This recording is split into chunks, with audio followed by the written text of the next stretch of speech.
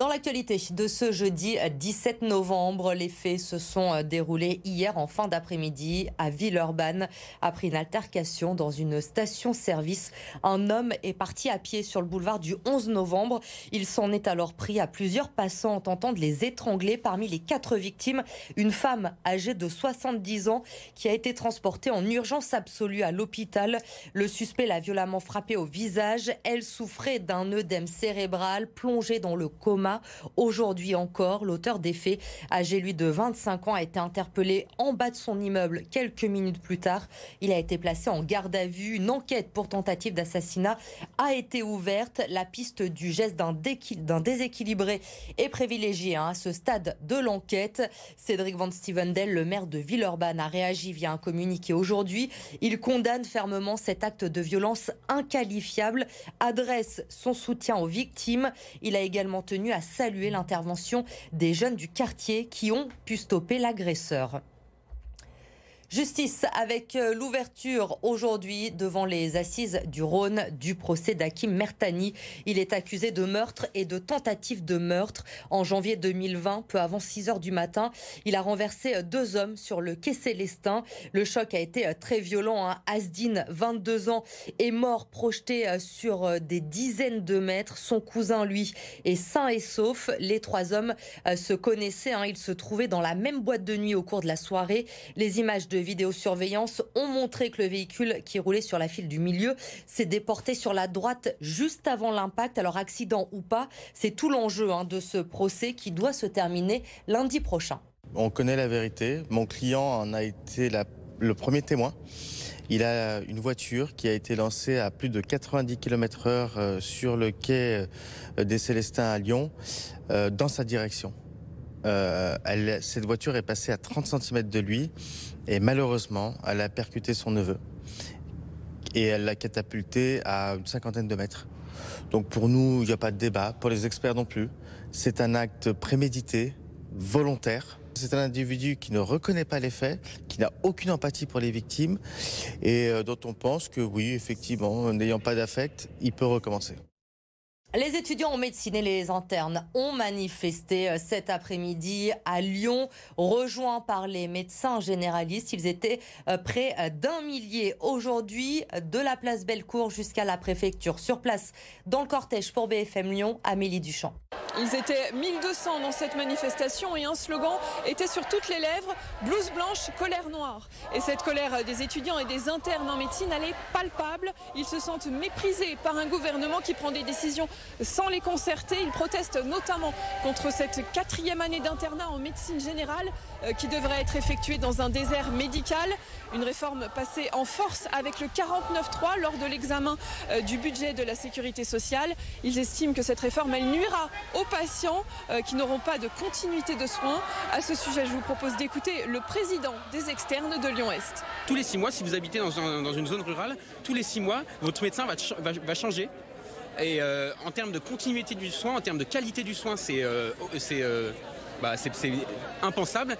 En plus, dans des territoires où il n'y a aujourd'hui pas de médecins, donc potentiellement, c'est des gens qui ont des pathologies lourdes, non suivies, et où ces gens ont besoin d'une réelle prise en charge par des gens compétents sur la durée. Et envoyer des gens et les changer tous les 6 mois, pour nous, c'est pas une solution. Ils craignent également de ne pas être encadrés, d'être livrés à eux-mêmes pendant cette 4e année dans un désert médical, d'autant qu'ils ne sont pas formés à cet exercice très particulier pendant les années précédentes. Cette 4e année pourrait, disent-ils, les dégoûter de la profession, voire pire. Ils rappellent qu'un interne se suicide tous les 18 jours. Faire découvrir le monde du travail aux personnes en situation de handicap, c'est l'objectif chaque année, vous le savez, de la journée Duo Days. Jacques Terlin qui a suivi justement aujourd'hui Nassim et Timothée. Ils ont découvert l'univers de l'hôtellerie-restauration. La facture. À la réception de cet hôtel, Timothée reçoit quelques conseils.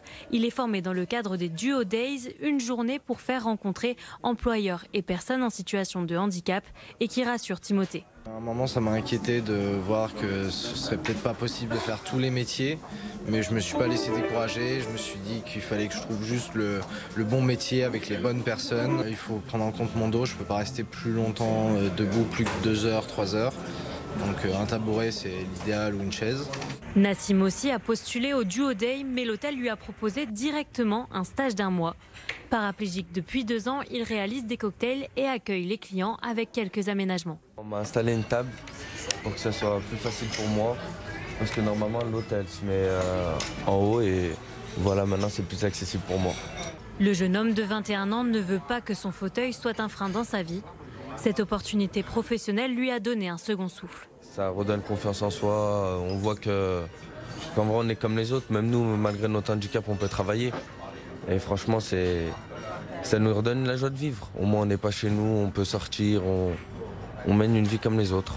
Pour la gérante de l'établissement, même si la formation de Timothée et Nassim demande plus de temps, ces rencontres sont bénéfiques pour les jeunes hommes, mais aussi pour les équipes. Je trouve que c'est un vrai partage et un vrai échange et tout le monde a beaucoup de choses à gagner et c'est des vraies leçons de vie pour tout le monde. En 2021, plus de 30 000 personnes en situation de handicap s'étaient inscrites à cette journée particulière organisée par l'ADAPT, une association favorisant leur insertion professionnelle. La discrimination au handicap au travail est passible de 3 ans d'emprisonnement et de 45 000 € d'amende. À bientôt, 60 ans, elle va devenir propriétaire pour la première fois de sa vie. Et ce rêve, eh bien, c'est son patron qui va le réaliser. Maïva Komsi. Et vous, quel serait votre rêve le plus fou ? Ces employés ont répondu à la question sur un bout de papier déposé dans cette boîte, sans trop oser y croire, jusqu'à ce que 2 d'entre eux soient tirés au sort. Christelle ne réalise toujours pas. À 59 ans, elle va devenir propriétaire. J'ai failli m'évanouir, je crois, sur le coup, je me suis mise à trembler. Mes collègues ont ri parce qu'ils m'ont dit que j'étais devenue un petit peu livide sur le coup. Ça récompense ces 20 années que j'ai passées au sein de BMW où je suis toujours en train de travailler, où je me suis investie et je me dis j'ai une chance mais inouïe. Pour fêter les 120 ans du groupe, le directeur cherchait une idée qui aiderait les employés à se projeter dans l'avenir. Dans un premier temps, la boîte à rêves, son objectif était de pouvoir avoir une sorte de super étude interne de comment les gens se projettent à titre personnel et du coup comment l'entreprise pourrait travailler en termes de groupe pour aller dans cette direction. Et tant qu'à faire, puisque l'entreprise va bien, retour à l'envoyeur, on va en réaliser un parce que ça semblait sympa d'arriver à le faire, presque fou. Le rêve, c'est de réaliser les rêves. Donc le fait de pouvoir en concrétiser un, ça montrait que rêver, c'est possible. En tout, presque 1 millier de rêves confiés dans cette boîte. Parmi eux, celui de construire une maison de retraite pour les personnes précaires ou encore rencontrer Thomas Pesquet. Si ce n'est pas pour cette fois, rien n'empêche désormais pour ses salariés de s'autoriser à rêver.